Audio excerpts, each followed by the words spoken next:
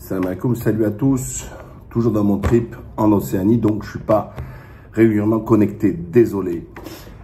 C'est une très bonne nouvelle que la CPI, malgré la pression, les menaces qui ont été faites par des sénateurs américains, ceux qui veulent jouer depuis des décennies les Rambo, les rois de la morale, des bombes démocratiques, etc., un des seuls pays complètement isolés sur la scène internationale en soutenant de façon inconditionnelle le monstre qui est Netanyahou et son gouvernement d'ultra d'extrême qui, les uns après les autres, les ministres font des déclarations mais immondes et qui ne sont pas forcément toujours condamnés. Je vous rappelle que Ahmadinejad avait dit dans une de ses formules qu'il fallait rayer Israël de la carte, et on en a bouffé pendant des décennies, alors que les autres ils disent qu'il faut tuer tous les Arabes, il faut tout brûler, il faut récupérer, pas un mot. Donc ce qu'on appelle le double standard, les peuples ont compris, on voit que ça bouge dans tous les continents à la faveur des Palestiniens, non pas parce qu'ils sont palestiniens, non pas parce qu'ils sont musulmans et chrétiens, ils sont soutenus parce que les gens voient cette injustice, voient ces massacres, voient ce génocide, voient que c'est complètement fermé par du béton, par des murs, et qu'il n'y a pas lieu de sortir de là et de subir que des bombes. Et donc, c'est un jeu de loterie pour rester vivant. 70% de Gaza qui a été rasé, c'est pas des frappes chirurgicales. Parce que quand on en est à 70% du territoire qui est rasé, il n'y a rien de chirurgical. Donc, il faut arrêter. C'est pas un coup de scalpel, c'est vraiment un coup à la tronçonneuse qui a été fait. Alors, il y a le Hamas, il faut pas l'oublier, 3 dirigeants du Hamas qui ont été aussi poursuivis par le procureur de la Cour pénale internationale. Donc ça, c'est important de le dire. Et qui est justifié et que personne ne va crier à l'islamophobie. Je veux m'en expliquer aussi pourquoi tout à l'heure.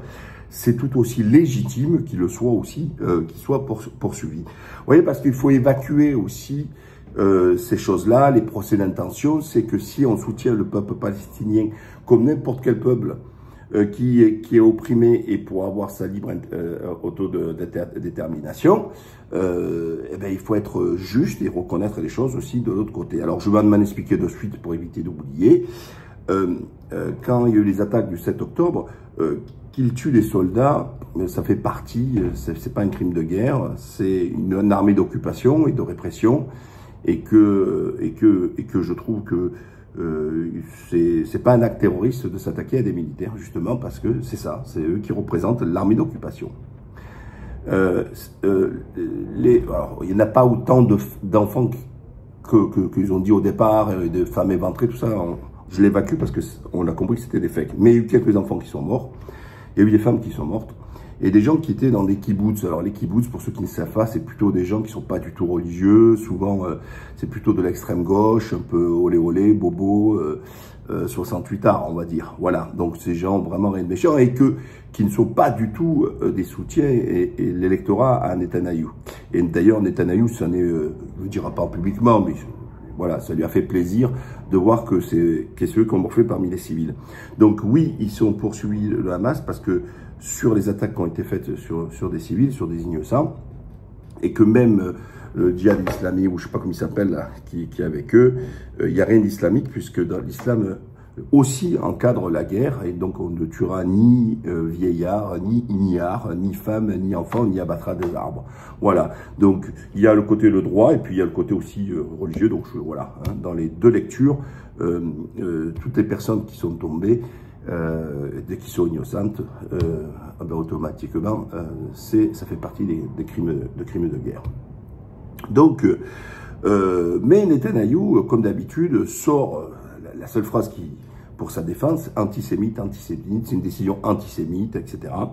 Ce mot, ils l'ont galvaudé, ils l'ont usé.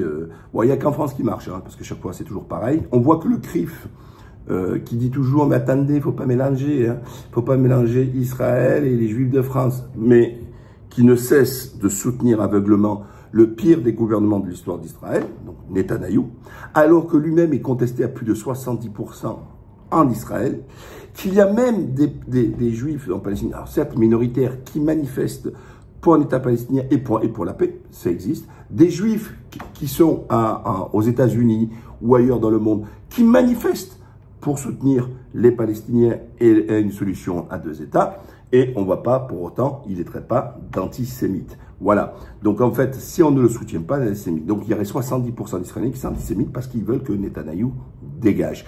Et depuis le début, je vous l'ai dit, il va faire du sale, il va faire du crade, et tout faire pour continuer, parce que c'est la seule solution pour lui, pour rester au pouvoir, accroché comme un mollusque, parce qu'il sait, parce qu'il y a ce mandat d'arrêt, mais il a un cumul de casseroles, hein, d'affaires de corruption et autres.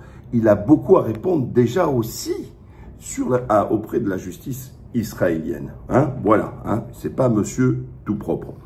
Et donc on voit que la France a fait un communiqué à travers sa diplomatie qui vient complètement contredire les propos du Premier ministre Attal lors du repas du CRIF qui date d'il y a quelques jours, hein, quelques semaines, hein, il y a peu, où il disait que, en gros,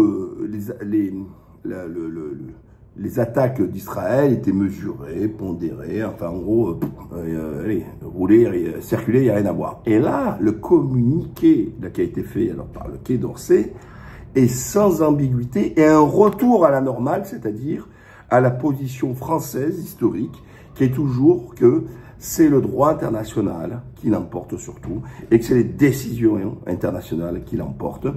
Rappelez-vous le nom en Irak de Villepin à l'époque, dans son discours, revendiqué justement, c'est qu'il n'y avait pas une décision internationale et que donc, de facto, et donc c'est clair, net et indiscutable, les États-Unis ont décidé de façon unilatéralement l'intervention pour détruire l'Irak à partir de mensonges, sans avoir eu mandat de le faire, donc sans autorisation internationale. La Cour de justice pénale internationale, alors certains, le Khan qui a né le procureur, a dit qu'il avait reçu bien sûr des menaces, tout ça, et des propos américains qui disaient que la CPI, c'était essentiellement pour les Africains et pour Poutine. Et c'est vrai qu'historiquement, c'est toujours ce qu'on s'était dit. C'est toujours dit, mais à quoi elle sert la CPI puisque, en gros, les autres, il n'y a rien. Sarkozy qui détruit la Libye, que dalle, pas de problème. Cette coalition qui est allée tabasser en Afghanistan et compagnie, pas de problème et compagnie. Et donc, on peut continuer comme cela longtemps. Et donc, on peut se réjouir justement de cette décision qui va laisser une empreinte, qui va laisser aussi un précédent qui va obliger maintenant d'arrêter aussi l'hypocrisie. Hein, parce que je rappelle que Macron, à un moment donné, comme ce Gaël Pivet, la présidente de l'Assemblée nationale, qui a dit qu'elle était inconditionnellement soutien à l'Israël, c'est pareil quand même, mais c'est la présidente de l'Assemblée nationale de chez Macron. Donc on voit bien cette danse du ventre qui a été faite chez la Macronie, là, avec ce communiqué qui est sans ambiguïté, ni non plus sur le oui, mais, il n'y a pas eu de mais. Donc c'est la France soutient la décision par la CPI sans aucune ambiguïté, sans un mais, sans rien du tout, voilà, à 200%. Donc bravo enfin d'avoir pris le coup, ou alors tout simplement d'avoir épousé un petit peu la colère et aussi le soutien mondial des peuples, je parle bien des peuples, plus que les dirigeants, même si massivement on voit que des pays, lors des Nations Unies, de l'ONU, tout ça, des résolutions, qu'on voit que c'est pratiquement à 90% du soutien à la Palestine et aux Palestiniens. Voilà, donc très bien. Je pense que ça va déclencher quelque chose, parce que à partir du moment où il y a un mandat d'arrêt contre lui, il suffit qu'il se déplace dans un pays qui reconnaît la CPI, et c'est mandat d'arrêt et extradition directe pour être jugé. C'est pas n'importe quoi là, c'est pas rien du tout là, cette histoire. Hein. C'est pas des mots, c'est pas un communiqué comme ça. C'est lourd de sens. Alors, espérons que cette décision, qui est un premier pas, c'est un premier pas important parce qu'il est rapide, parce que la reconnaissance sur le génocide, ça demande des procédures qui peuvent durer plusieurs années. Et donc, ça sert à quoi dans 3 ans, dans 4 ans, de dire qu'il y a eu génocide s'il y en a encore, peut-être encore des dizaines de milliers qui sont encore massacrés. Voilà. Mais à ce jour, c'est une première victoire. On va dire, c'est pas une victoire diplomatique parce que c'est pas de la diplomatie, mais on va dire sur le plan non militaire, quoi. Voilà, on peut dire ça, ouais, non militaire. Et ça va dans le très bon sens, dans le très bon sens, parce que c'est aussi envoyer un message aux Palestiniens et aux familles des victimes de se dire que c'est pas impuni, hein, et qu'il y a, alors certes, une justice divine, mais il y a quand même une justice sur terre et que c'est un lourd message. Je pense qu'il y aura beaucoup de répercussions. Donc ça va être très intéressant, le comportement des uns et des autres après cette décision.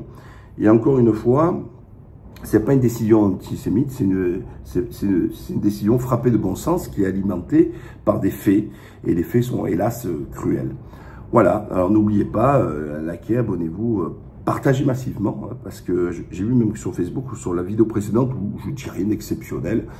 Et Facebook fait tout pour en fait bloquer tout soutien ou tout propos à l'endroit de Palestiniens. J'ai rien dit qui pourrait être frappé de quoi que ce soit, au même titre que là. Hein, d'ailleurs, c'est pas une vidéo, alors peut-être qu'ils vont encore la punir, mais aussi de m'en rendre des comptes. Facebook et d'autres, des réseaux sociaux, avec Instagram, puisque c'est le même groupe Meta, qui sont aussi alignés, comme les médias, la plupart des médias alignés sur Netanyahou. Je ne dirais pas sur Israël, parce que c'est un pays, je dirais bien sur Netanyahou, puisque c'est un régime, c'est un régime sanguinaire, tout simplement. Allez, à bientôt.